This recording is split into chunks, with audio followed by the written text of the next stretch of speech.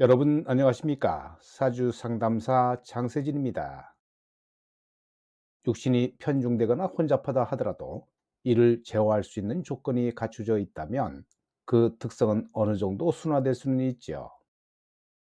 사주가 편중되거나 혼잡하다고 해서 무조건 나쁜 특성이 나타나는 것이 아니라 재화 상태에 따라 다르게 나타날 뿐입니다. 편중이나 혼잡되었다는 말은 육신이 3개 이상 있거나 정편이 섞여 있으면서 월지에 비해 육신의 세력이 강한 경우를 말하고, 재화되었다는 말은 사주에 식상이 많다 하더라도 강한 인성이 이를 극제하거나 재성이 있어 식상을 설기시켜주는 경우를 말합니다. 오늘의 영상은 인성이 편중되거나 혼잡한 사주에 대해서 말씀드리겠습니다.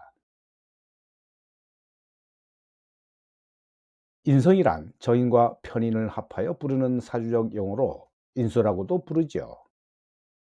인이란 사주의 본체를 확인한다는 뜻으로 진리를 상징하고 도를 의미하며 섭리를 나타냅니다.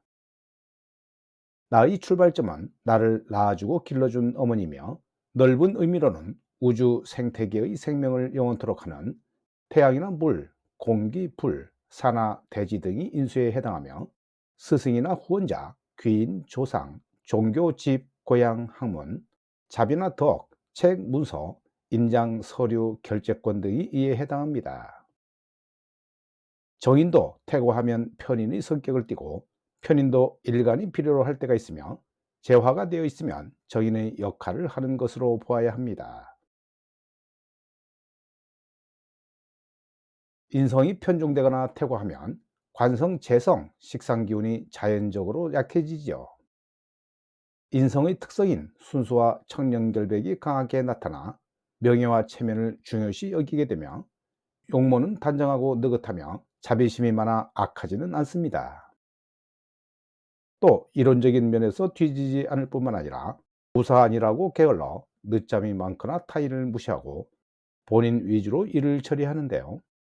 쓸데없는 고집을 피우거나 이론만을 앞세우고 따지기도 좋아합니다. 아는 것은 많지만 오히려 병이 되고 자존심이 강해 자기본위적이라고 할 수 있죠. 또 공부하고 배운 만큼 제대로 활용하지 못하거나 신강한 사주처럼 나태하거나 될 대로 되라는 식의 생각이 많아 간혹 독신주의를 고집하거나 종교에 귀의하는 사람이 많이 있습니다.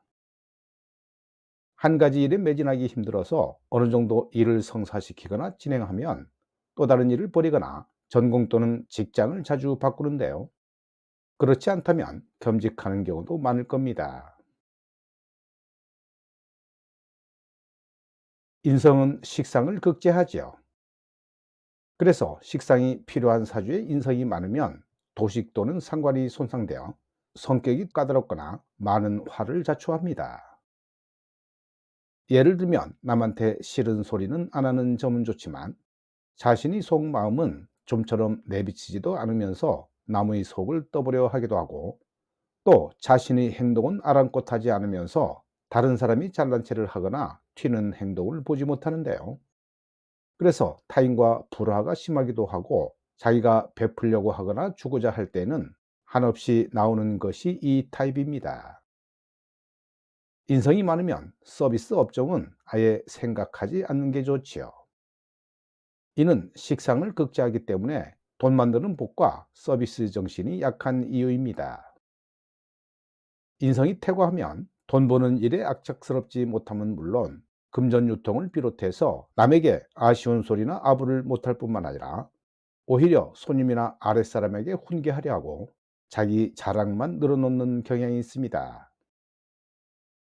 또 매사의 용두사미처럼 시작은 그럴듯하나 끝이 없고, 행동 실천 응용보다는 계획이나 이론만 앞세우는 것도 문제가 될 수 있지요. 직업으로는 교육이나 의학, 종교, 역술, 유경사업, 예술 등 할인업 쪽에 인연이 있습니다. 인성이 편중된 사주의 육신관계를 보면 대부분 가권을 어머니가 쥐게 돼서 어머니는 생활을 위해 이리저리 뛰게 되지요.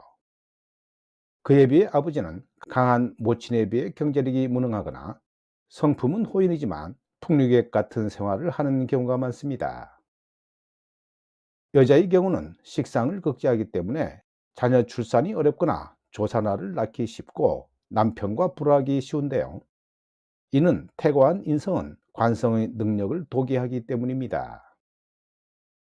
남편보다는 자식 위주로 생활하고 여럿이 모이면 자기 할 일은 미루어 놓은 채 친정을 자랑하는 스타일로 살림살이를 잘못하는 경우가 많습니다.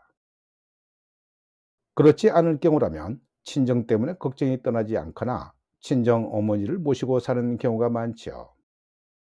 때로는 친정 식구의 지나친 간섭이나 방해로 부부 생활에 지장이 있을 정도입니다. 남자 사주의 인성이 편중된 경우 자식을 늦게 두거나 대가 끊길 수 있죠. 그 이유는 자식인 관성의 길을 도개하기 때문이고 식상이 손자에 해당하는데 인성이 퇴가하면 식상을 극제하기 때문입니다. 또 고부간의 갈등은 자명한 일이죠. 특히 일지에 인성이 있고 퇴가하면 흔히 말하는 마마보이가 되기 쉬운데요. 어머니의 조종이나 간섭에 의해 끝내는 부부간에 이혼하는 경향이 있습니다.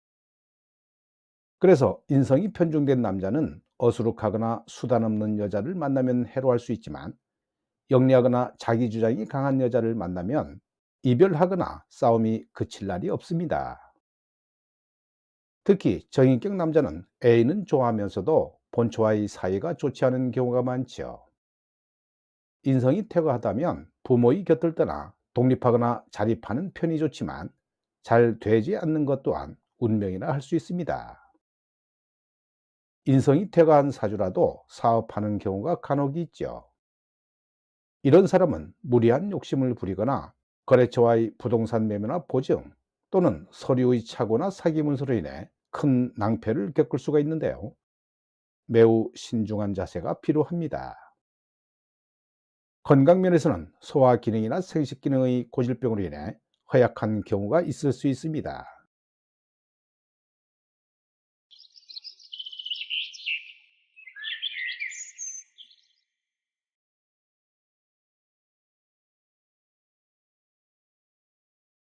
이 명조는 진월에 태어난 경인일주 여명인데요.